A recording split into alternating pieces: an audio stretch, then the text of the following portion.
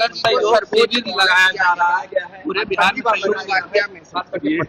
ये बहुत अच्छा इनिशिएटिव है सरकार का, जो हर एक जगह सहयोग शिविर लगा करके लोगों का जो समस्या है उनका ऑन स्पॉट निदान करना, या जो मुख्यमंत्री जी ने एक टाइम फ्रेम रखा है कि 1 महीना के अंदर जो भी आपका कंप्लेन है उसको डिस्पोजल करेंगे।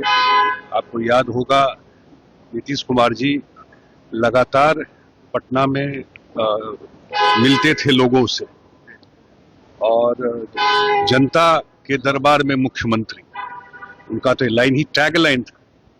उसी में एक बार दशरथ मांझी जी को भी आ गए थे उनके जनता के दरबार में, उनको अपने चेयर पे बैठा दिए थे। ये सब तो अब पार्ट है ना इतिहास का।